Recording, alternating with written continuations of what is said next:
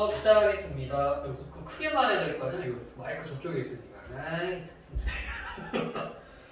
자, 정지용 향수. 이게 앞에 C2로는 안 해도 돼요? 안 해도 시험보다 포함돼 있던데. 아, 그래?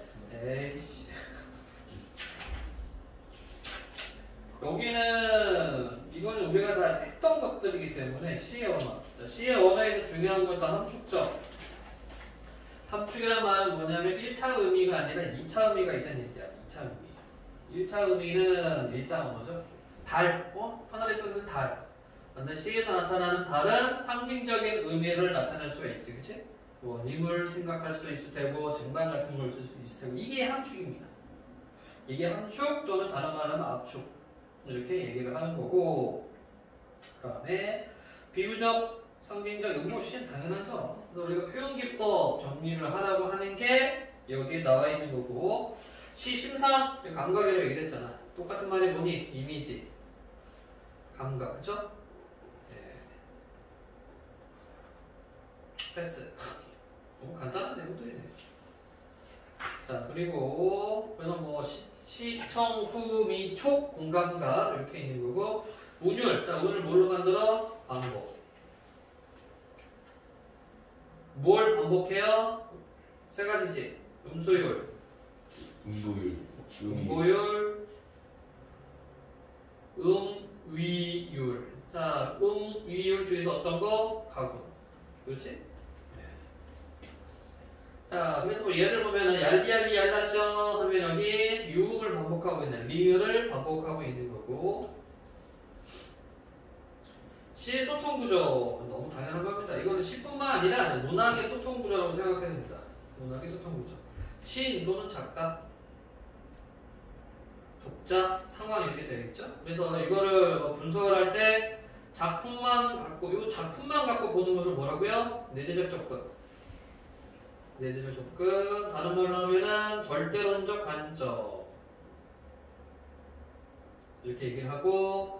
자, 시인, 상황, 독자 요 세 개로 가는 것을 외적 접근이라고 하지. 작가로 가는 것은 표현론.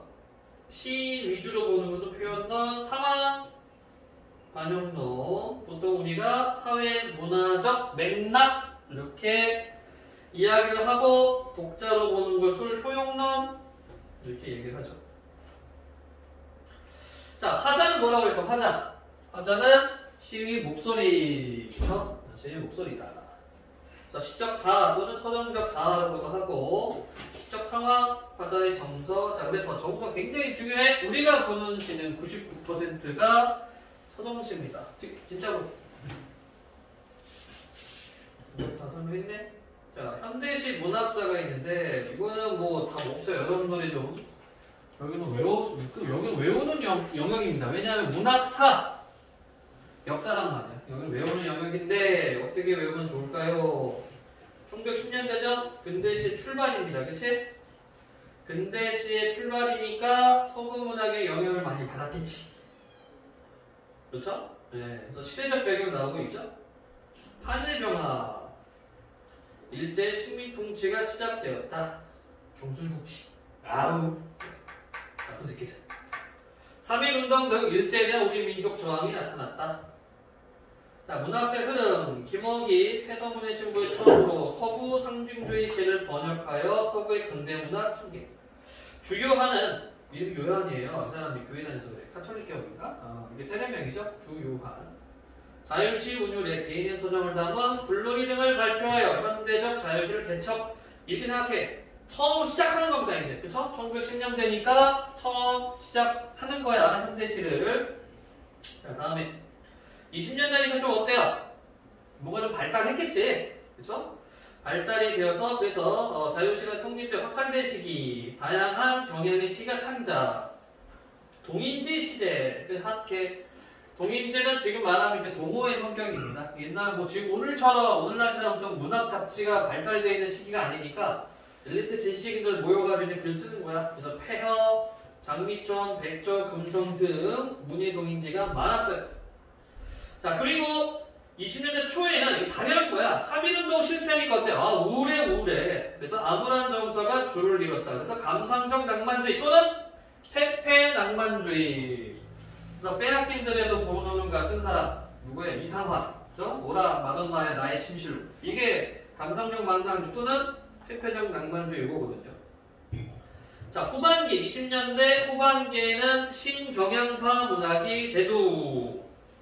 이거는 사회 현실을 직시한다는 얘기야. 그래서 경향파가 뭐냐? 사회주의 쪽으로 이제 빠지게 됩니다. 25년 카푸 조선 프롤레타리아 예술가 동맹을 줄여서 카푸라고 왼쪽에 있군요. 예. 카푸라고 한다. 그러니까 이거 사회주의 계열, 조선식 사회주의 계열을 표방하는 거예요. 그래서 계급주의 문학의 큰 흐름. 내용은 간단해. 지주가 나오고 또 뭐 계층이 나오고 그다음에 사람들이 당합니다. 나중에 사람들이 단결해서 지주 집에 불지르거나 살인, 방화 뭐 그렇게 이제 끝맺는 내용들이 많다. 좀 극단적인 내용들이 좀 있죠. 자, 이런 흐름도 있고 그다음에 너무 좀 잔인하고 좀 거시기 하니까 계급 어쩌고 하니까 국민문학파가 좀 생기죠. 국민문학파. 얘네들은 민족주의. 그리고 또 한편으로는 시조부흥운동이 일어납니다. 이거는 최남선이 주도를 하죠. 그러니까 우리께 좋은 것이요! 해서 시조부흥운동을 하고요. 자, 20년대 시문학에서 독보적인 존재가 누구냐? 김서월, 한영우. 지금 봐도 좋죠? 지금 봐도 굉장히 잘 썼다. 김소를 우리가 민요 시인이라고 부르는 이유가 있지, 그치? 왜냐면 7호조를 잘 썼어요. 7호조하고 3호모율. 이거를 굉장히 잘 했습니다. 그래서 김소를 민요 시인이라고 부른다. 자, 밑에 보면 되고요. 국경의 밤 25년에 나오고 이게 최초의 현대 서사시야.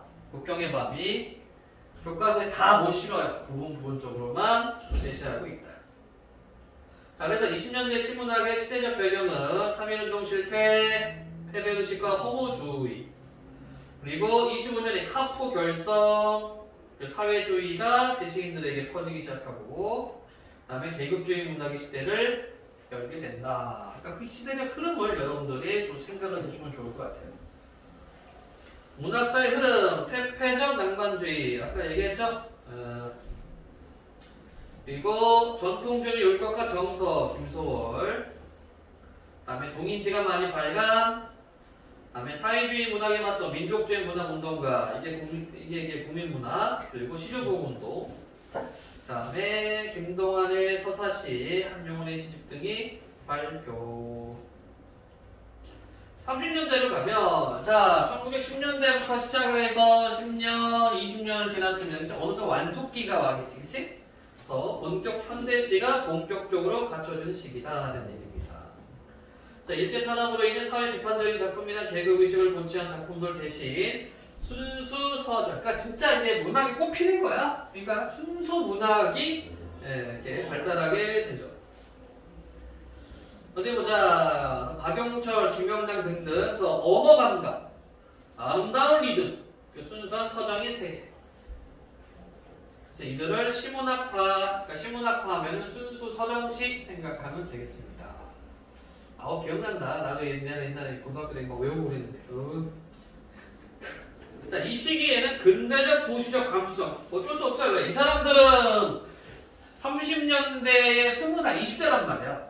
그치? 그러면 이미, 일제 들어오고, 막, 근대적인 도시로 변모해가는 경성에서 도시인으로 살아가는 거죠. 그러다 보니까 쓰는 게 다 어때? 근대적 도시적 감수성을 나타낼 수밖에 없겠죠.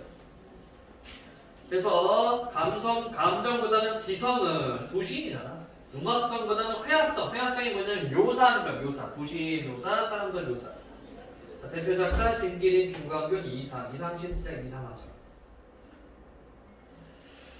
자, 그 다음에 30년대 후반은 생명파 시인이라고 되어 있네요. 시인부역 중심으로 서정주, 유치환, 함영수. 유치환은 유명하죠?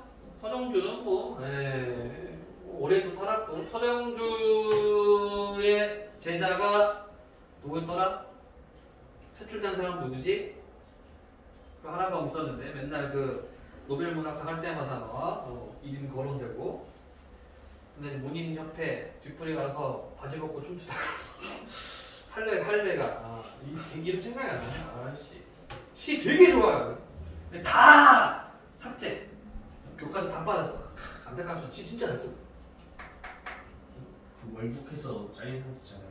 과거에서 삭발죠. 지금은 다시 하면 낫죠. 네. 이 백석 같은 경우가 월북을 북쪽으로 가고 그다음 사회주의 계열 예전에는 아예 취급도 안 했는데 지금은 다 취급하죠.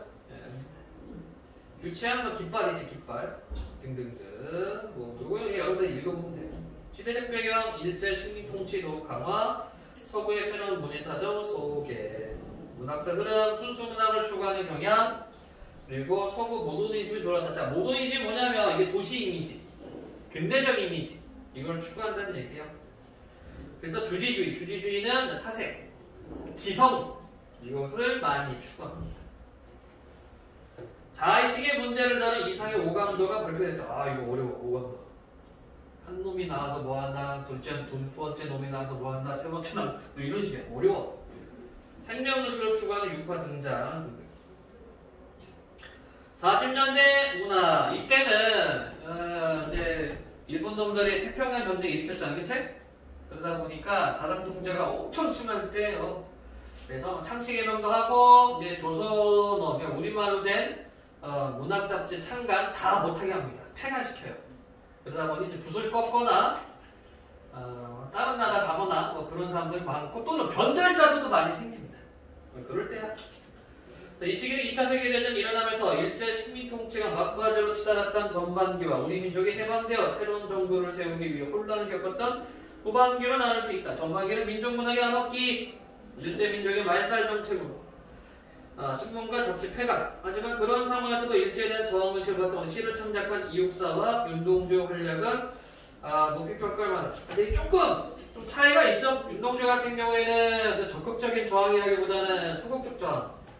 내면이 대한 반성 그거였고 또 윤동주는 이제 일본의 유학가인들 상황이었기 때문에 약간 좀 피해 가는 겁니다. 이육사 같은 경우는 감옥에 가셔가지고 모진 공원 끝에 43년인가 44년에 돌아가셨죠. 의열단 창립 멤버입니다. 의열단이 이제 독립운동할 때 겁나 세게 폭탄도 터뜨리고 요인도 암살하고 겁나 세게 하는 그런 반면 45년 해방을 맞은 후반기에는 해방의 감격과 새로운 국가에 대한 소망과 기대를 담은 작품이 많이 나타났다. 그렇죠? 그러면서도 혼란기죠? 좌익과 우익으로 갈라져서 그 와중에 도망갔던 친일파가 다시 합세하면서 우익에 또 합류를 하고 나쁜 새끼들 뿅 시대적 배경 우리 민족과 우리말에 대한 일제 탄압의 극심 신문이나 잡지 등이 폐간되는 등 문학사의 암흑기 광복 이후 정부가 수립되기 전까지 정치적인 혼란기, 문학사의 흐름, 자연 진화나 자연과의 교감을 노래한 시들이 나타났다. 그러니까 다른 걸 쓸 수가 없는 거야. 40년 되니까, 그렇죠? 그러니까 자연을 노래할 수밖에 없죠. 이육사와 윤동주의 저항적인 시들이 쓰여졌다. 다시 얘기하지만 윤동주의 자화상이나 참여록은 조선에서 쓴 게 아니라 한반도에 쓴 것이 아니라 일본 유학 시절에 광복의 기쁨과 새로운 희망을 노래한 시들 좋습니다. 50년대 전쟁이죠. 전쟁. 자, 6.25 전쟁이라는 민족적 비극이 신문학에 직접 영향을 주었던 시기. 따라서 전쟁의 상처를 극복하려 의도가 담긴 시와 전쟁을 겪으며 체험한 생명의 소중함과 실존의식과 인간은 뭐냐, 나는 뭐냐 라는 것들. 그쵸? 지금 미얀마 봐요. 와우. 사람 쏴서 피 흘리고 있으니까 불구덩이에다가 집어 던져 이렇게 욕 나옵니다. 한편 전통적인 순수 서정식 경향이 계속 이어졌으며 현대적 도시감각과 지적 태도를 중시하는 모더니즘 경향이 주도적 위치를 차지했다. 후반기에는 부정과 독재를 풍자하고 비판하는 내용과 현대 문명을 비판하는 시도 등장. 이승만 정권 때죠. 시대적 배경, 6.25 전쟁으로 인명과 재산 피해, 사회적 혼란, 권력의 횡포와 부패가 점차 만연하면서 민중들의 저항이 나타났다.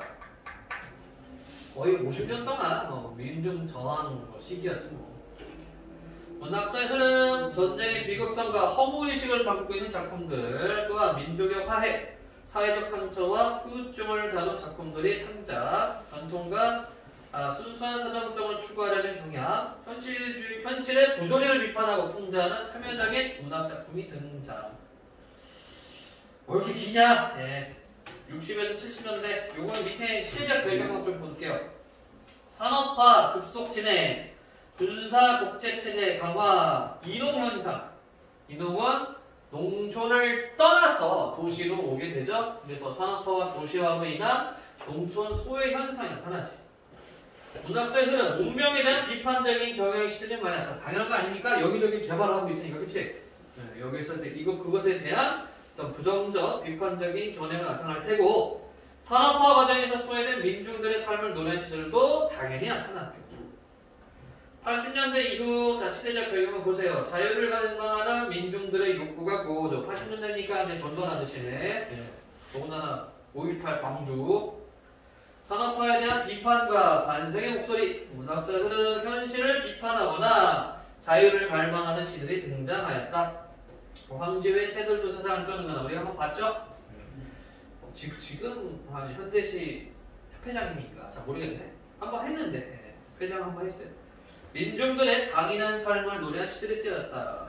김용택의 상징가. 김용택 시인은 초등학교 선생님이면서도 시인으로 시 잘 써요. 네. 살랑살랑하게. 무슨 여기밖에 없네. 네. 자, 그러면 정지영 향수를 보자. 향수 고향의 그리움. 주제, 고향에 대한 간절한 그리움. 특징, 이 시는 고향의 모습을 다양한 감각적 이미지를 통해 회상하고 있는 작품. 가난하고 소박하지만 평화로운 시골의 정경과 어린 시절 화자의 순수했던 모습을 통해 고향에 대한 간절한 그리움을 드러내고 있는 건 제목이 향수니까. 각 연의 마지막 행에 그곳이 찾아 꾸민 위치려를 반복하여 시 전체에 통일성을 부여하고 리듬감을 형성, 그림을 조자. 매 연시의 마지막에 이걸 집어넣었다면 후렴구처럼 쓰고 있어요. 그러니까 당연히 통일성과 리듬감이 형성이 되죠. 그리고 정서 부각이 되고. 자, 내용을 보겠습니다. 자, 넓은 벌 동쪽 끝으로, 벌은 벌판. 노래도 있지? 넓은 벌 동쪽 끝으로 옛약이 지줄되는 실개천이. 자, 옛약이 지줄되는 실개천이 의법.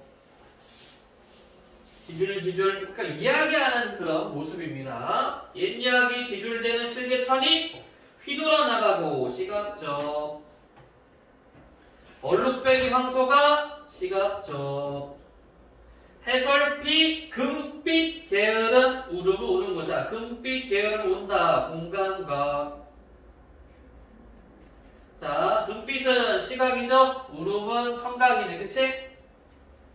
어떻게 표현했어요? 우름은 금빛 계열은 우르르 오는 거. 청각에 시각하지. 그치? 네, 소의 울음소리를 금빛으로 시각화했다. 공감각.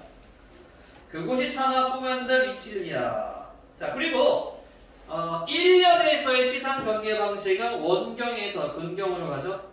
먼 동쪽 끝으로 실기천이 휘돌아 나가고 이걸 보다가 얼룩배기 황소가 해설피 금빛 계열 우는 곳 그랬다가 이제 2년 들어가면 근경으로 갑니다. 자기 집으로 오거든. 예.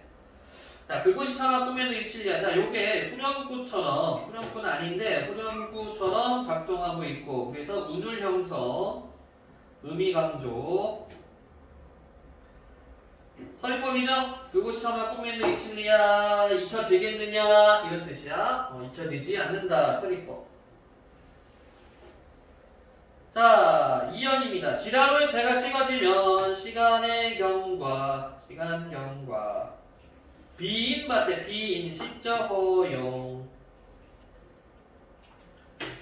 밤바람 소리 말을 달리고 공감가. 이때 공감가가 뭘까요?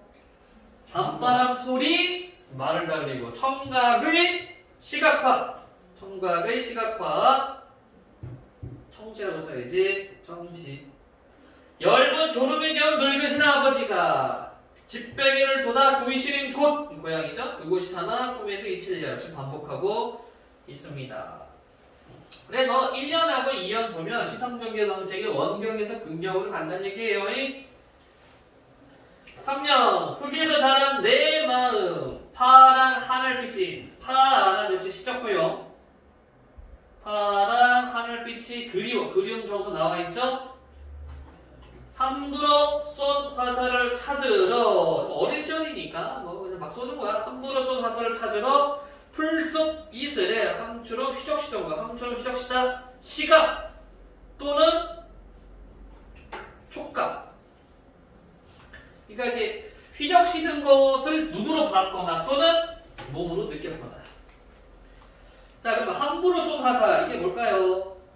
어린 시절의 희망, 꿈을 상징합니다. 어린 시절의 꿈이라고 하자. 어린 시절의 꿈. 그래서 3년에서는 이제 과거에 유년 시절에 자기가 고향에서 했었던 놀이 그거를 바탕으로 회상을 하고 있어요. 자, 다음 4연. 전설바다에 춤추는 밤물결 같은 지교. 근데 여기서 끝나는 거 아니야. 전설바다에 춤추는 밤물결. 춤추는 밤물결 의법도 있네요. 전설바다에 춤추는 밤물결 같은 검은 기민머리. 밤물결 같은 검은 기민머리 날리는 어린 누이요. 자, 그래서 어린 누이의 기민머리를 전설바다에 춤추는 밤물결 같은 이렇게 표현했죠. 그렇죠? 네. 지규. 어린 누이와 아무렇지도 않고 예쁠 것도 없는 사철, 사계절 발벗은 아내가. 자, 사계절 왜 발벗고 있을까? 가난. 노동이죠? 노동. 농사지 뭐 집안일 하고 농사일 하고 뭐 신발 뭐 생각이 없죠? 시간이 어딨어? 따가운 햇살을 따갑다. 힘들어. 힘든 현실. 네, 사철 밟아서 나네. 이것도 힘든 현실 되겠고, 따가운 햇살을 등에 지고 이삭 죽던 곳. 그곳이 차마 꿈에도 이칠랴. 자, 그래서 가난하고 힘겨운 노동이 매일매일 해야 되지만 그래도 그립다는 얘기입니다. 하늘에는 성금별, 듬성듬성. 근데 이게 여기서는 누구도 이렇게 나오나? 성글다는 게 두 가지를 볼 수 있어요. 빽빽하게 있다 또는 듬성듬성이 있다. 뭐 이런 식으로. 여러분들도 학교에서 선생님이 해준 대로 따라가면 됩니다. 하늘에는 성금별, 알 수도 없는 모래 속으로 발을 옮기고. 여기 쓰인 표현법은요? 뭘까? 한류죠, 한류. 발을 옮기고. 생물처럼 했고, 그 다음에 시간의 경과. 하늘에는 성금별, 알 수도 없는 모래 속으로 발을 옮기고, 서리 까마귀 우지짓고 청가. 자, 그리고 서리 계절적 배경을 알 수 있네. 가을. 서리 까마귀 우지짓고 지나가는 초라한 지붕. 네, 역시 가난한 삶을 나타내고 있다. 흐릿한 불빛에 돌아앉아 도란도란. 자, 음성상징어 도란도란. 의성어죠, 의성어. 도란도란 거리는 곳. 그곳이 차마 꿈에도 이칠랴. 자, 가난하지만 어때요? 단란한 가족의 모습을 보여주고 있습니다. 그곳이 차마 꿈에도 이칠랴. 못 잊겠다는 얘기죠. 질문이요. 이게 다네. 그래서 전체적으로 보면은 왼쪽에 보면 이렇게 전체적인 시상 전개가 있을까, 그렇지? 시적 배경과 공간, 그 중심소 소재가 뭔가 이건 뭐 외울 필요도 없어요. 시에 나와 있으니까 그대로 따라가시면 되겠습니다. 질문? 안 계시면 오라이. 실력 따지기, 기억에 대한 설명으로 적절하지 않은 것은 그것이 차마 꿈에도 이칠랴. 반복하여 진술하는 방식으로 리듬과 형성. 각연을 마무리하는 방식으로 연과 연을 구분하는 역할. 모든 연의 마지막 부분에서 마무리할 구조의 통일성 형성. 서리적 표현을 활용하여 화자의 정서를 함축하여 주제를 부각하고 있다. 자, 우선은 보류. 왜냐면 서리적 표현을 했다고 해서 함축은 아니거든. 무슨 보류. 특정한 대상과 대화하는 형식을 가정하여. 자, 특정한 대상이 있습니까? 없죠? 이거 확실히 아니죠? 그래서 5번. 만약에 1, 2, 3, 4번까지만 있다 그러면은 여러분들 4번으로 답을 찾아야 되겠지, 그치? 자, 우리가 국어 문제의 답은 정답이 아니라 적절성 찾는 거로 얘기를 했습니다, 그쵸? 네. 어쨌든 여기서는 특정한 대상과 대화하는 형식이 아닙니다. 질문 없으면 다음 내용. 윗글을 영상시로 제작하기 위해 계획으로 적절하지 않은 것은 1년에서는 위에서 아래로 넓은 들판을 바라보는 기법으로 촬영하고 황소의 긴 울음소리와 어울리는 배경음악을 살펴보겠습니다. 뒷부분은 맞는데 앞부분 볼까요? 위에서 아래로 넓은 들판 그런가요? 넓은 벌 동쪽 끝으로 옛이야기 지줄대는 실개천이 휘돌아 나가고 이게 위에서 아래? 모르겠는데. 두 번째, 이연에서는 겨울밤에 바람이 많이 부는 장면을 배경으로 하고 맞죠? 밤바람 소리 말을 달리고 있었습니다. 늙은 아버지가 잠들어 있는 얼굴 클로즈업이 3장에서는 자연 속에서 어린아이가 마음껏 뛰노는 장면을 구성하여 순수하고 생동하게 느끼죠. 마음껏 뛰노는 장면이 있나? 흑제도자는 내 마음 파란 하늘빛이 그리워 함부로 쏜 화살을 찾으려 풀숲 이슬에 함추로 휘적휘적 마음대로 뛰는 거야? 마음대로 뛰어? 화살 찾으러? 자, 우선 보류.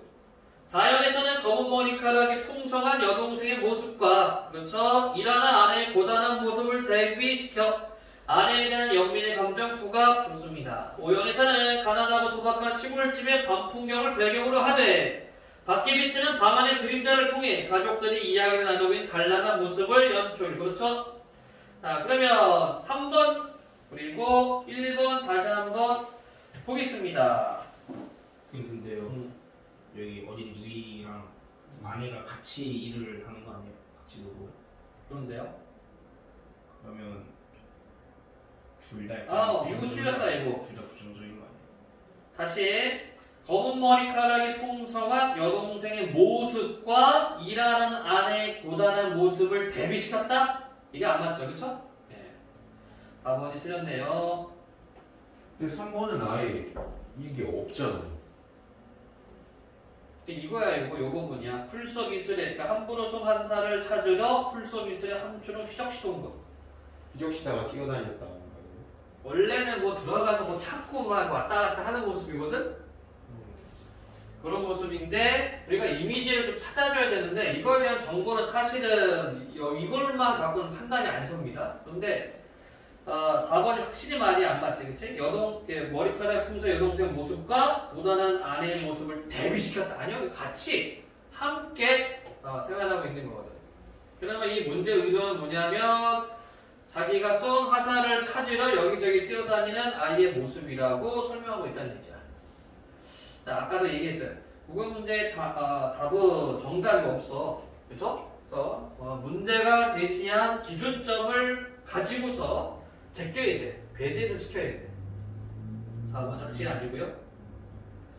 3번. 자, 윗글에 나타난 시어를 검색한 자료다. 이를 활용한 감상한 내용을 적절하지 않은 것은 표준국어 대사전 검색 자료. 지절대다. 동사 같은 말 지절거리다. 낮은 목소리 작고 짓거리다. 1.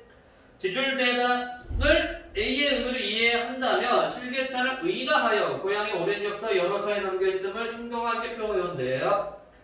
설빛하다, 형용사, 사이가 촘촘하지 않고 듬성듬성하다, 해의 밝은 빛이 약하다.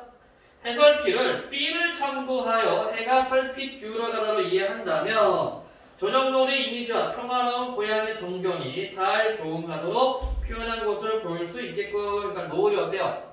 해가 좀 뉘엿뉘엿하면서 이제 빛이 강하진 않지? 쫙 퍼진단 말이야, 햇빛이. 자, 지라로. 지름으로 구만한 화로, 지라로와 집베개를 CD를 첨가해요. 예, 명사, 집을 넣어서 만든 베개. 농촌 풍경에 잘 어울리는 향토적 소재를 통해 고향의 이미지 형상. 그렇고요. 함처럼 적과는 서로 있는 모습이 가지런하고 차분한 모양.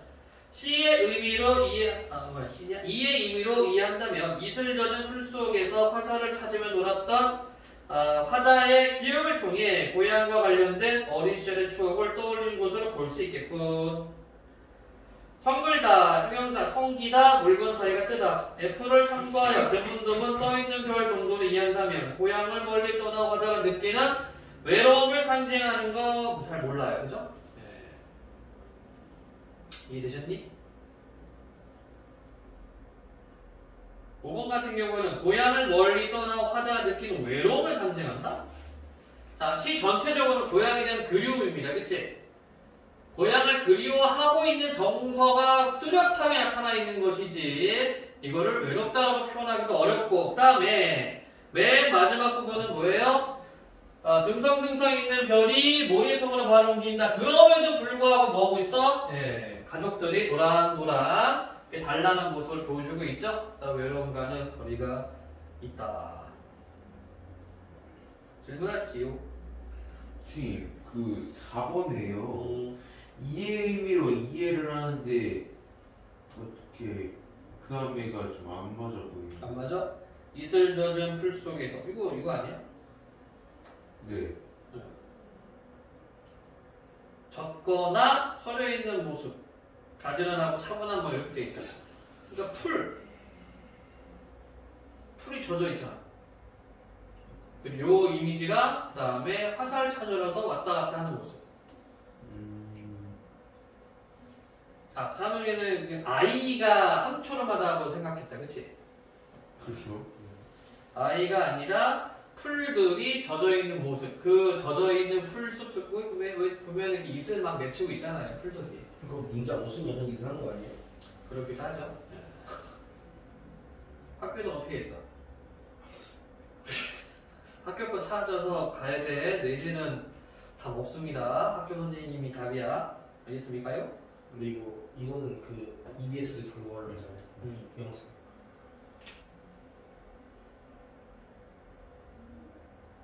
답지는 뭐라고 돼 있니? 뭐? 답지. 답이요? 5번이요. 찬우이처럼 생각할 수가 있거든. 이게. 근데 이게 이 문제가 던져주는 거는 그 풀밭이 젖어 있는 모습이거든. 충분히 찬우이 충분히 그런 의문 가질만해. 똑 떨어지는 문제가 아니고. 자, 좋습니다.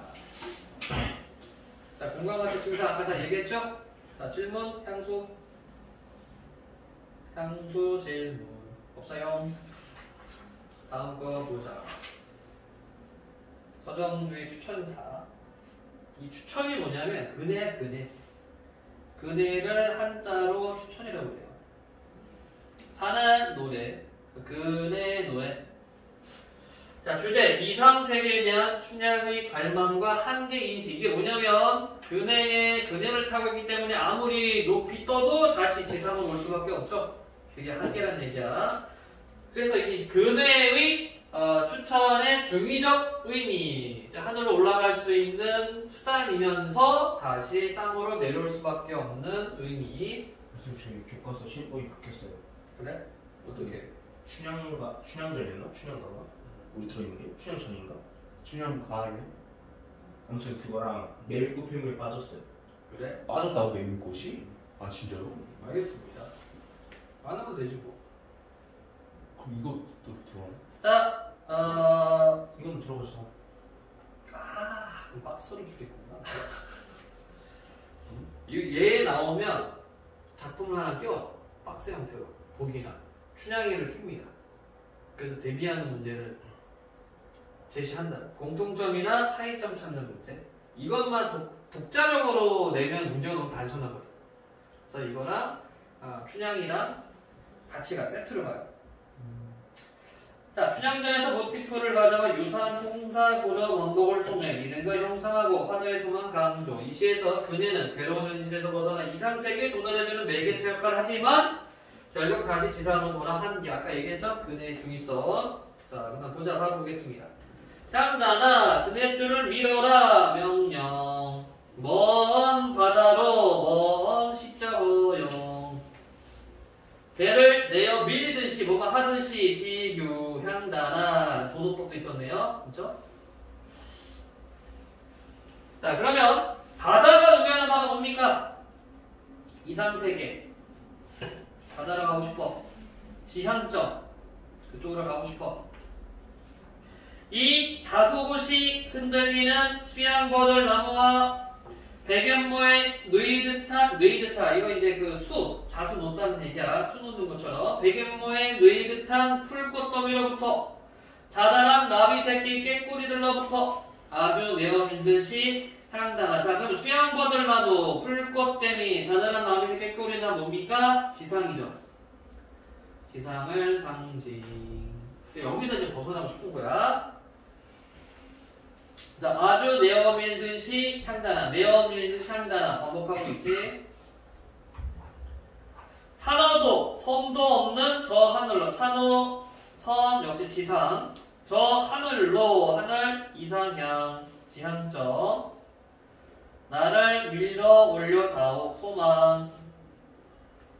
그래서 바다하고 하늘하고 같은 의미입니다.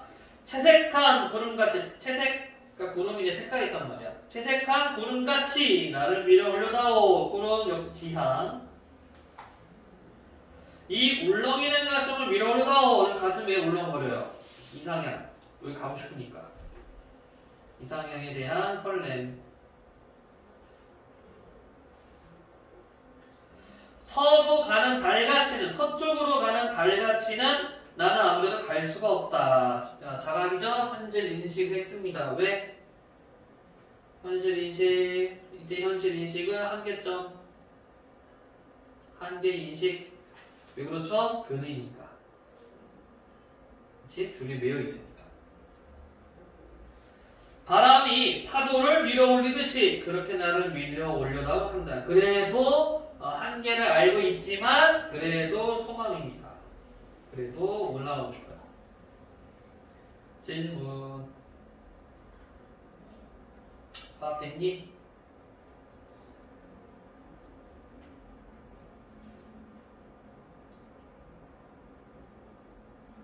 춘향가 박스 형태로 나오지 않을까 싶기도 합니다. 잠깐 그 한 부분 정도는 뭐 문제 만드는데 크게 뭐 어려운 건 없으니까.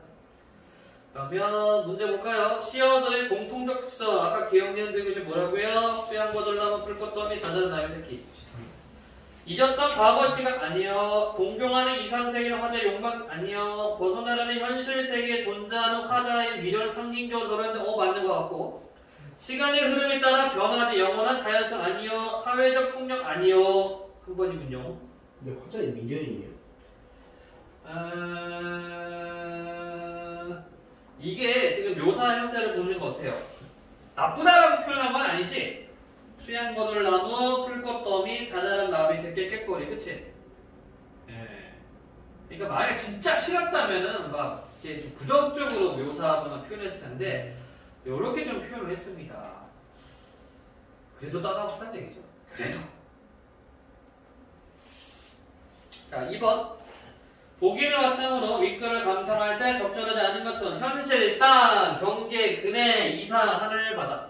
이 시는 하늘과 땅을 매개하는 근해 속성을 통해 이상세계에 대한 갈망과 현실세계의 한계에 대한 인식을 동시에 드러내고 있다.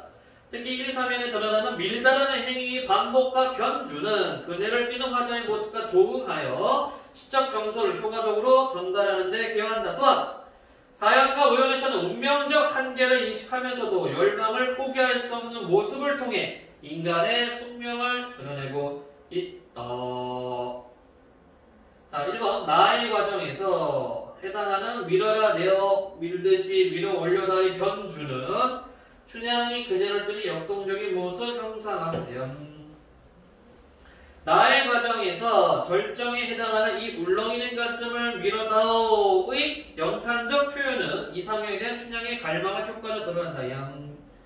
나의 과정에는 부재하지만 가의 과정에서 존재하는 서로 가는 다른 춘향이 현실 세계를 재인식하는 계기를 제공한다고 볼 수 있겠고, 그러니까 거기 뭐라고 되어 있었어요? 앞에 서로 가는 달같이는 나는 갈 수가 없구나. 이렇게 현실적인 한계를 인식하는 부분이기도 하죠. 근데 나이는 왜 부재한 거예요? 어디? 그 3번에 나의 과정은 부재하지만 했잖아요. 그러니까 요게 앞에 부분에 보면은 요분이란 말이에요. 요분. 나의 과정이.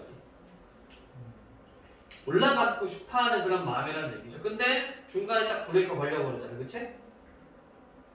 자, 4번. 가해 과정에서 해당하는 나는 아무래도 갈 수가 없다는 춘향의 체념적 어조는 인간의 운명적 한계를 인식하고 있음을 내포.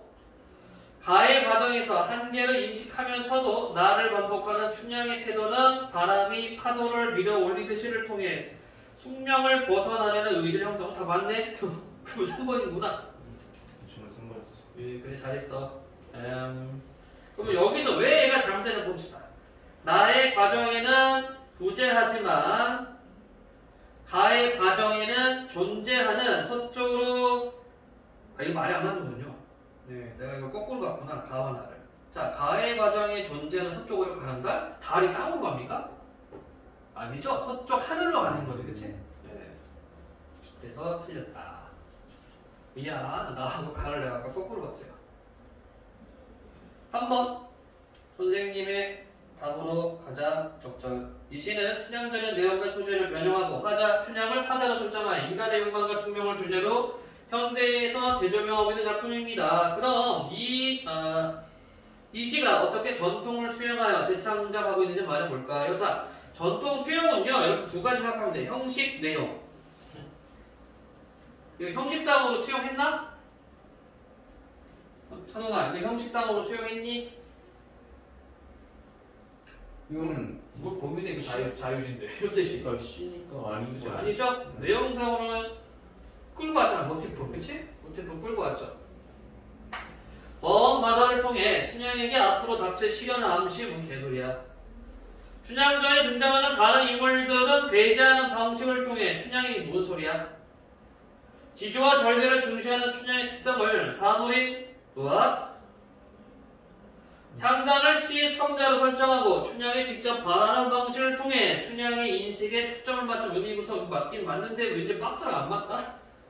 춘향전의 갈등 구조를 변형하여 춘향의 이별 상황에 대처하는 방식은 뭔 소리야?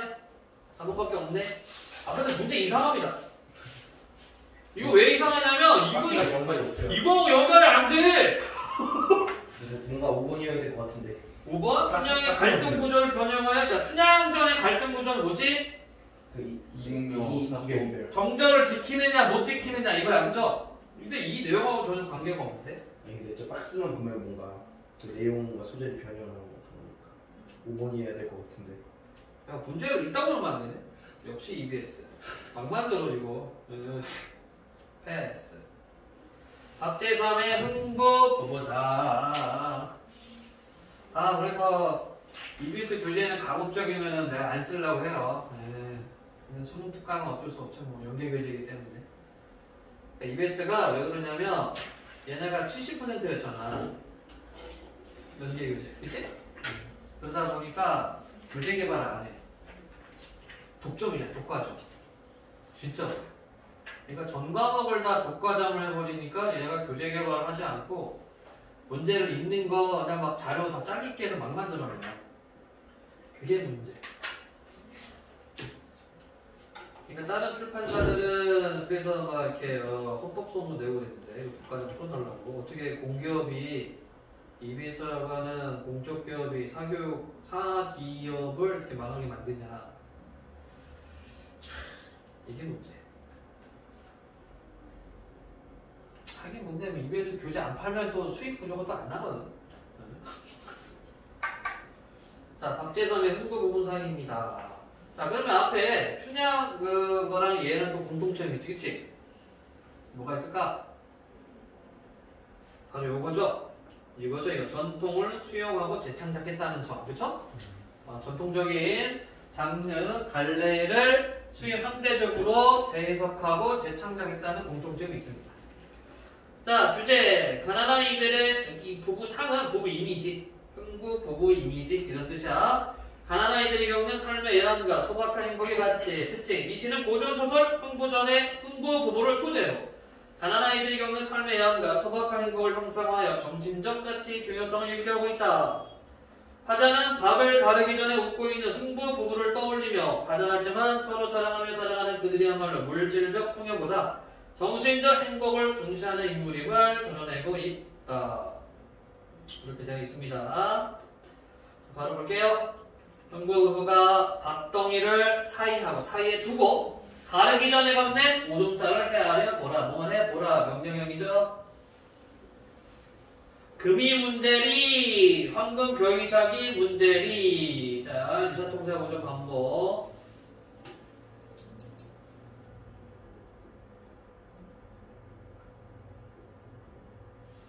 웃음의 물살이 반짝이며 정갈하던 그것이 확실히 문제다. 여기 문제는 반어.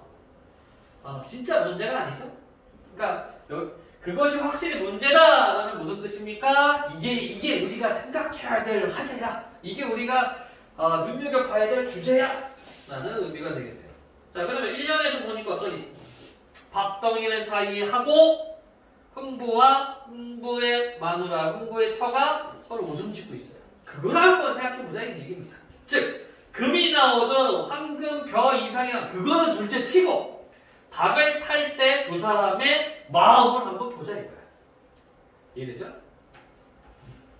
안 되는 사람? 한번 이해돼? 네. 안 되는 것 같은데? 됐어?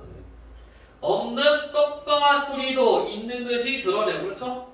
밥을 타면 생각할 거야. 이거 갖다가 쏘 먹고 뭐 하면은 뭐 허기를 면할 수 있겠지? 없는 떡덩아 소리도 있는 듯이 드러내고 손발 다른 처지끼리 그러니까 흥부하고 처하고 손발 다른 처지끼리 같은 삶을 살고 있다는 얘기죠. 동질감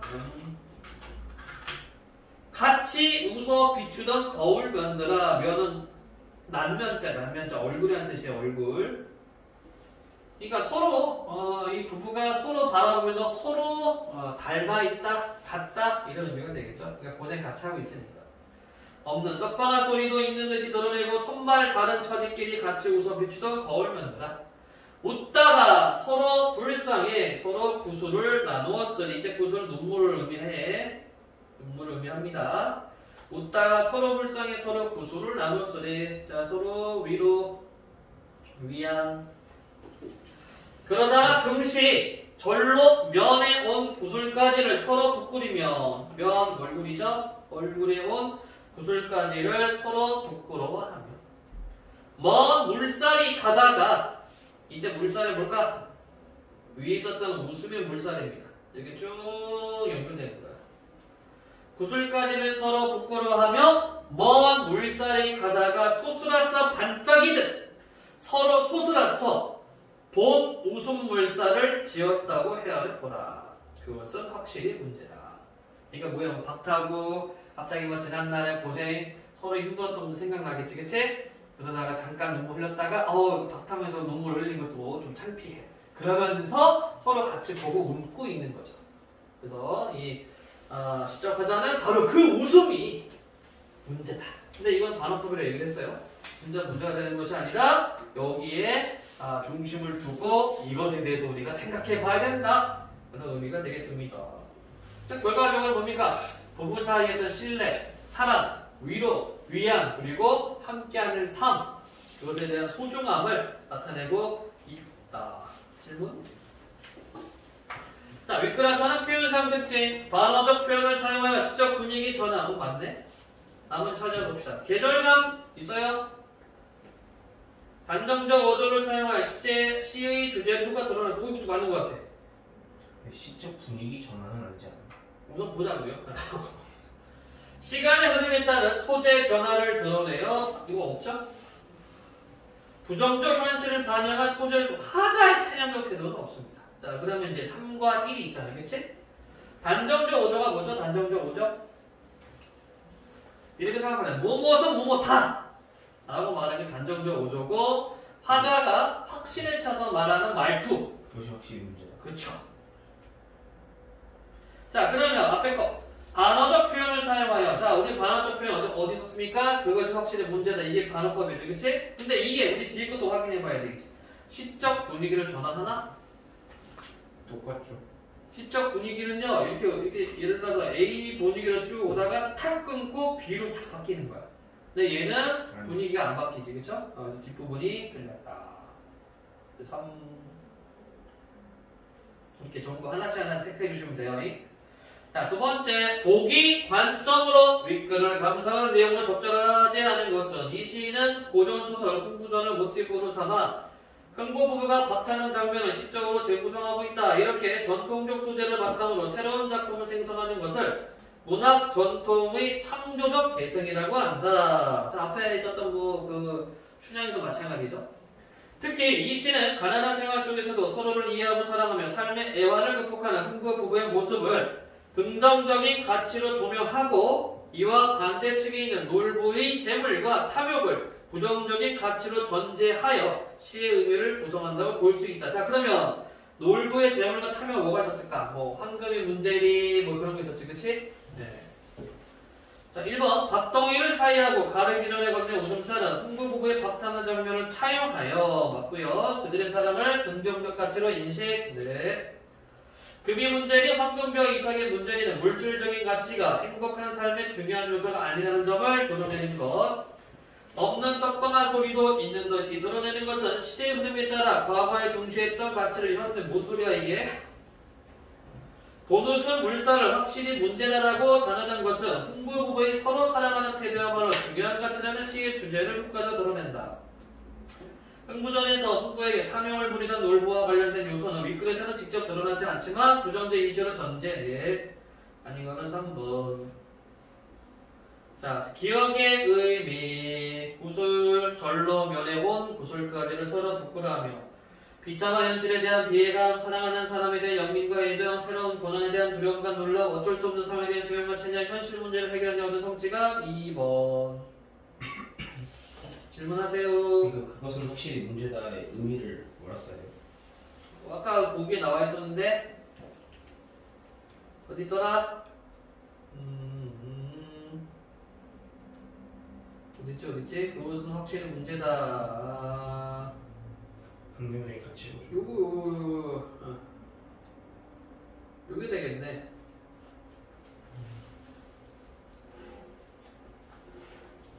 네. 그렇죠? 요게 되겠죠?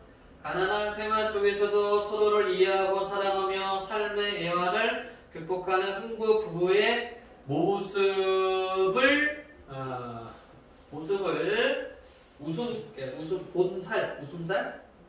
본웃음, 물살 이렇게 표현했다. 그렇죠? 여기도 있네요. 네. 흥부 부부의 서로 사랑하는 태도가 중요한 가치라는 요거를 좀 섞으면 되겠죠? 질문하세요. 괜찮음? 3. 홍동요 즐거운 편지. 위대하게 하면은 고3 때 연상한테 편지 보냈다가 까였어. 네. 그때 쓴 편지, 연애 편지에다가 들어있었던 작품입니다. 되게 잘 썼다는 거 아니었어요? 되게 잘 썼어요. 전에 했던 것 같은데. 변하지 않는 사랑과 기다림. 특징, 이 시는 사소하지만 삶의 한 부분인 자연현상의 변함없는 사랑을 빗대어 표현함으로써 반어적 표현의 묘미. 이것이 뭐 100% 생각하면 돼. 화자는 상대방을 향한 자신의 예전한 사랑에 대해 불변성을 강조하여 표현하고 있다. 자, 봅시다. 1, 2로 나눠져 있네요.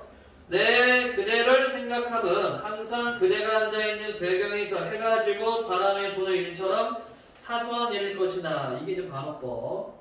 그대를 생각하는 것은 굉장히 가슴 설레고 좀 이렇게 두근두근 하는 거잖아. 그치? 근데 그거를 사소하다. 그럼 왜 사소하다고 얘기를 해요? 항상 그러니까. 항상 그대를 생각하고 있으니까. 그대가 앉아있는 배경에서 해가 지고 바람에 부는 일. 항상 이러잖아. 그치? 이렇게 자연물에 이렇게 의지해서 자신의 마음을 반어적으로 표현했습니다. 언젠가 그대가 한없이 괴로움 속에 헤매일 때 오랫동안 전해오던 그 사소함으로 그대를 불러보리라 뭐 하리라. 의지적 태도. 진실로 반복하고 있죠. 반복. 진실로 내가 그대를 사랑하는 까닭은 나의 사랑을 한없이 이딴 그 기다림으로 바꿔볼 게 있었다. 그러니까 기다리는 거예요. 누나 사랑해요. 까였거든. 기다리는 거야. 언젠간 나한테 마음을 주겠지. 밤이 들면서 골짜기에 눈이 퍼붓기 시작했다. 내 사랑도 어디쯤에선 반드시 그칠 것을 믿는다. 잠깐 그 눈이 뭐야? 사랑. 그러니까 시작하자는 어떻게 얘기해? 내 사랑도 어디쯤에선 반드시 그칠 것을 믿는다. 그쵸? 사랑이 끝난다는 것을 알고 있는 거예요. 다만 그때는 언제? 눈이 그칠 때, 즉 자신의 사랑이 끝날 때. 다만 그때 내 기다림의 자세를 생각하는 것뿐이다. 자, 사랑이 끝날 때쯤 기다림으로 태세져라. 자세. 그동안에 눈이 그치고 꽃이 피어나고 낙엽이 떨어지고 또 눈이 퍼볼 것을 믿는다. 이건 자연의 순환이죠? 계절의 순환, 자연 또는 계절. 이게 의미하는 바가 뭘까? 눈이 그쳤어. 사랑이 끝났어. 그래도 꽃이 피어나고 낙엽이 떨어지고 또 눈이 퍼붓다. 사랑이 시작할 것을 믿는다. 즉 좋아했던 감정과 사랑이 식더라도 언젠가 다시 불탈 거야. 이런 얘기가 되겠죠? 결과적으로는 까였습니다. 잘 썼어요. 이게. 고3 하는 거 못 알아들어서 그런 거 아니에요? 그럴 수도 있겠다. 진짜 사소한 거라고 생각. 뭐 구체적인것까지 잘 모르겠고요. 예. 황정규 아빠 홍순우라고 얘기했었죠? 자, 문제 한번 볼까요? 윗글의 표현상 특징, 공간의 대조 있어요? 없어. 상승적인 없어. 사물의 생명력을 활용법? 없어. 산문적 문체를 활용하여 화자의 정서를 효과적으로 드러내는, 그렇죠? 미래 상황 가정하에 부정적 시대 현실은 뭔 소리야? 4번이네. 이런 게 산문적인 거야. 줄글로 쭉쭉쭉 썼잖아. 다음에 박스 적절하지 않은 것은 이 시는 화자의 이루어지지 않은 간절한 사랑을 관어적인 기법으로 노래하고 있는 작품이다. 사랑을 자연현상처럼 사소한 것으로 비유하지만 그렇기 때문에 사랑은 어떤 순간에도 무엇보다 소중하게 해석이 된다. 또한 사랑은 자연의 현상처럼 변할 수 있지만 자연스러운 삶의 배경이 되는 것처럼 화자의 사랑도 영원한 기다림으로 승화시켜 표현하고 있는 것이다. 1. 즐거운 편지라는 이 시의 제목은 현재 이루어지지 않은 사랑이지만 그대에 대한 사랑을 영원한 기다림으로 승화하겠다는 단어적인 표현. 그래서 이 즐겁다라는 말을 두 가지로 볼 수가 있어요. 즐겁다라는 말을 현재 괴로워. 괴롭지만 앞으로 다가올 만남을 위해서 즐거운 편지 이렇게 쓴 것으로 볼 수도 있고, 그 다음에 그대를 생각하는 것 자체가 즐겁기 때문에 즐거운 편지라고 하기도 하고요. 그 내신 문제 보면은 내 즐거운 편지를 두 가지 의미로 구분하기도 한다. 학습 활동이 나와 있었을 거예요, 우리 했을 때. 자, 해가 지고 바람이 부는 일은 자연현상에 해당하는 사소한 일이지만 그대의 삶의 배경이 되는 소중한 일상. 그대가 한없이 괴로움 속을 헤매일 때조차도 오랫동안 변하지 않겠다는 화자의 사랑을 진실로라는 시어의 반복을 대 강조하고 있군. 그런가? 오랫동안 변하지 않나요? 간절하게. 진실로 왜 뭐라고 돼 있어요? 진실로 내가 그대를 사랑하는 까닭은 나의 사랑을 한없이 있다은 그 기다림으로 바꾸어버린 데 있었다. 사랑을 기다림으로 바꾸어버린 데 있었다. 자, 4, 5번 확인. 기다림으로 바꿔버린 사랑의 고통은 마치 눈이 그치고 다시 눈이 퍼붓고 하는 시간의 변화처럼 자연스럽게 이건 안 맞죠? 치유되는 것이 아니라 다시 사랑의 감정이 생겨나는 것을 이야기를 하죠. 고통은 아니잖아요. 어디? 사랑의 고통은. 그렇지. 고통은 아니잖아. 5번 내 사랑도 어디쯤에서 반드시 그칠 것을 믿는다는 것은 사랑이 끝날 것이라는 의미가 아니라 끊임없이 순환하는 자연적 영원할 거네. 좋습니다. 아니면 4번. 자, 그러면 3번입니다. 보기 화자가 윗글의 화자에게 할 말. 보기 억제물 계단.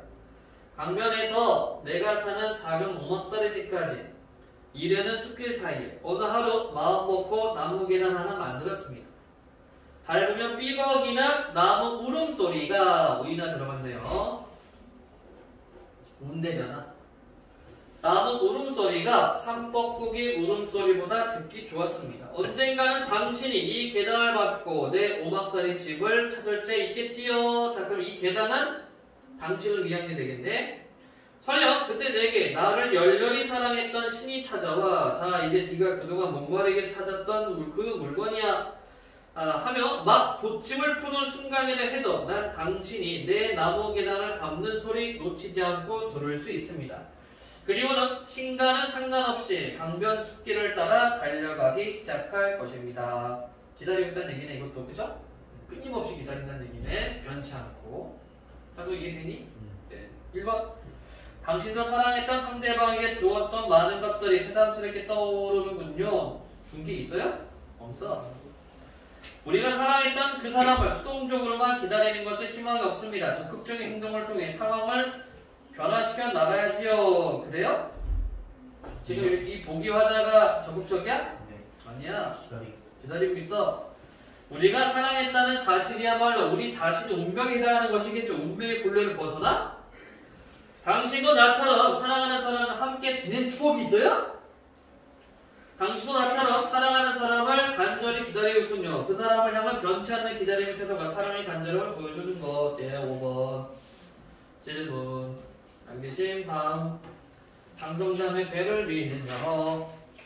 이별하는 과정의 슬픔과 그리움. 자, 이 작품은 사랑하던 사람과의 이별의 과정을 배를 물 위로 밀어내는 것에 비유하고 있는 작품이다. 자, 우리가 교과서에서 뭘 배웠을까? 선생님 뭐예요? 네? 그 얘기하죠. 배. 그리고 있잖아 첫사랑. 우리 배웠잖아. 등 뒤로 털썩 밧줄이 내려앉는다. 그거 있잖아요. 기억 안 나? 그게 이 사람이 쓴 거고 그거는 사랑이 다가오는 건데 배 밧줄을 묶는 과정이고 여기서는 배를 미는 과정이고요. 여기 또 세트로 또 문제 같은 사람이에요? 나올 수가 있습니다. 사랑하는 사람을 떠나보내면 느끼는 아쉬움과 슬픔, 안타까운 정서를 배를 미는 구체적인 행위로 드러내고 있다. 특히 마지막 면의 시선 전환을 통해 이별 후에도 여전히 남아있는 그리움의 정서, 미련이 있군요. 그러면 술 먹고 전화하겠지. 자, 2001년에 발표했군요. 예. 배를 민다. 배를 밀어보는 것은 아주 드문 경험. 희번덕이는 잔잔한 가을 바닷물 위에 배를 밀어넣고는 온몸이 아주 추락하지 않을 순간의 한 허공에서 밀던 힘을 한껏 더해 밀어주고는 아슬아슬이 배에서 떨어진 손, 순간 환해진 손을 허공으로부터 거둔다. 딴 거 없죠 그냥? 배를 미는 행위입니다. 그치? 배를 미는 행위. 자, 바로 이 배를 미는 행위가 뭐라고요? 이별이죠, 이별. 즉, 사랑하는 사람을 떠나보내는 행위. 떠나보내. 이렇게 정리할 수가 있겠습니다. 그래서 첫사랑이라는 작품 완전 반대 의미입니다. 그거 나면 여러분들 이제 문제 프린트 줄 때 같이 세트로 나와 있을 거예요. 첫사랑시 보면은 항상 여기 박스형태로 들어가거든. 그러면은 이 문제는 첫사랑에서 박스로 들어가고. 자, 사랑은 참 부드럽게도 떠나지 배지도 않는 길을 부드럽게도. 그렇죠?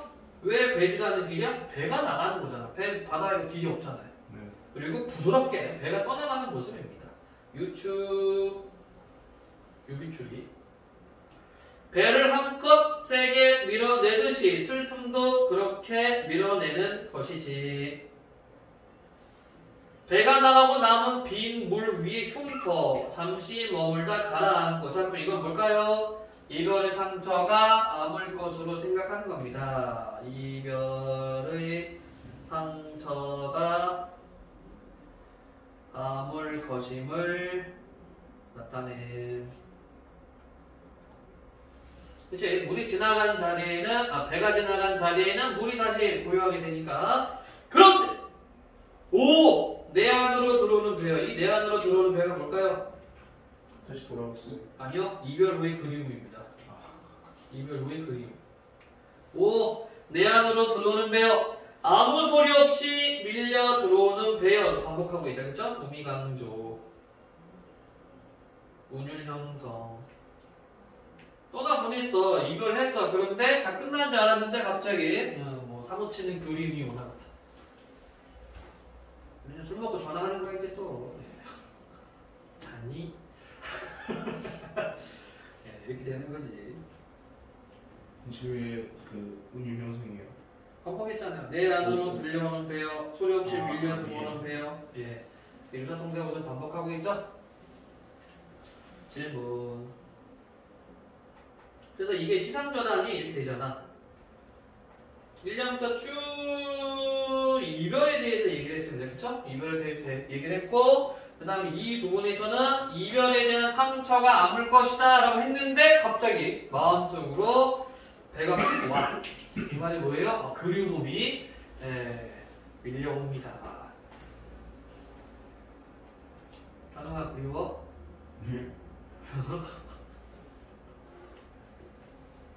질문하세요. 없으면 문제. 윗글의 표현상 특징을 보기 위해서 있는지를 모르면서 영탄적 표현 있습니까? 영탄 있었나? 네. 5 있네 5. 색채 이미지 있어요? 없어. 시대 현실을 반영한 소재가 있습니까? 뭔 소리야? 이건 지금 이별 이야기하고 있는데. 유사한 식구 반복 주제 효과 뭐야? 기억 리을이군요.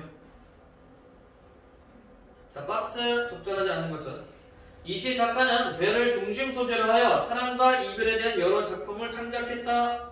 이 작품에서는 배를 밀어내는 행위를 통해 사랑하는 사람을 떠나보내는 슬픔과 그리움의 감정을 드러내고 있다.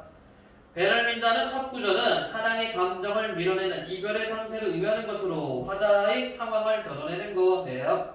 온몸이 아주 추락하지 않을 순간이라는 것은 추락하기 직전까지 온 힘을 다해 애쓴 행위로 상대를 떠나보내는 일의 어려움과 관련이 있겠군.